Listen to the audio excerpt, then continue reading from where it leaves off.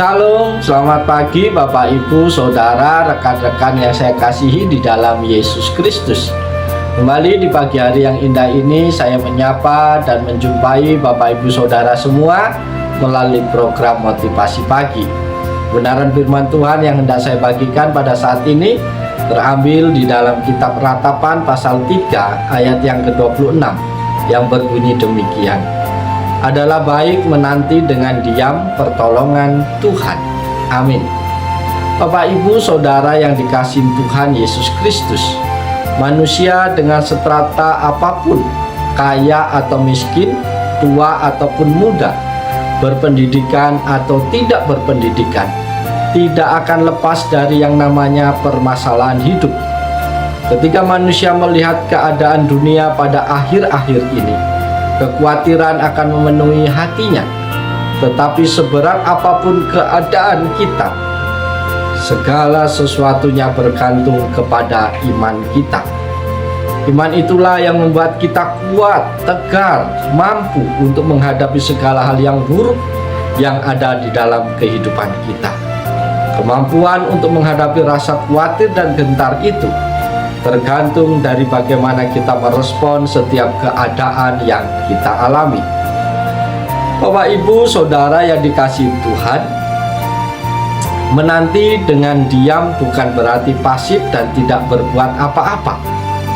Arti kata diam lebih daripada maknanya tercipta situasi tenang dalam hati dan pikiran kita, bahwa kita percaya dan menerima sepenuhnya setiap tindakan dan keputusan Tuhan. Keputusan Tuhan terbaik dan kita ikut saja perintahnya. Kita belajar semakin peka kepada kehendak Allah. Untuk peka inilah makna diam disandingkan. Saudara-saudara terkasih, itulah sebabnya melalui nas firman Tuhan pada pagi hari ini kita diajak untuk terus belajar menenangkan diri. Ingatlah bahwa apapun akan ada akhirnya. Masalah kita akan berakhir dengan baik bila kita bersama dengan Tuhan dan senantiasa berharap kepadanya.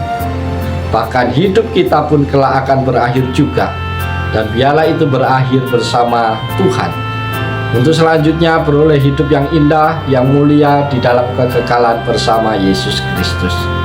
Bapak Ibu yang dikasihi Tuhan, lewat nats firman Tuhan pada pagi hari ini, apa yang menjadi arti diam dalam bagian firman Tuhan ini? Artinya adalah sebagai berikut. Yang pertama, diam berarti tenang. Sikap yang tenang akan menimbulkan atmosfer damai dan kekuatan. Tetap tenang ketika menghadapi persoalan akan meningkatkan kepekaan untuk mendengar suara Tuhan dan melihat dengan cara apakah Tuhan akan menolong kita, melepaskan kita dari segala beban pergumulan kita. Arti diam yang kedua adalah diam berarti percaya. Bapak Ibu Saudara yang dikasihi Tuhan, jika kita sudah mempercayakan suatu pekerjaan kepada orang lain, tentu tidak perlu lagi kita ikut campur yang akan membuat orang tersebut tidak nyaman dalam bekerja. Demikian pula dengan Tuhan. Percayakanlah kepadanya, Dia pasti sanggup, dan biarlah Tuhan bekerja dengan caranya. Tidak perlu lagi ada kekhawatiran dan ketakutan. Sebab itu serahkanlah sepenuhnya segala sesuatu yang menjadi ketakutan, kekhawatiran kita kepada Tuhan. Arti diam yang ketiga adalah diam berarti tidak mengandalkan kekuatan sendiri.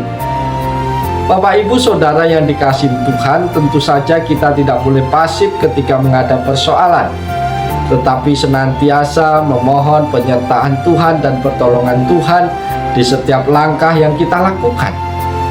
Segala kemampuan dan pengalaman kita tidak boleh menjadi dasar dalam setiap tindakan, melainkan firman Tuhan dan tuntunan Tuhan yang menjadi acuan dalam setiap tindakan kita untuk mengatasi masalah. Arti diam yang keempat adalah diam berarti mengendalikan perkataan.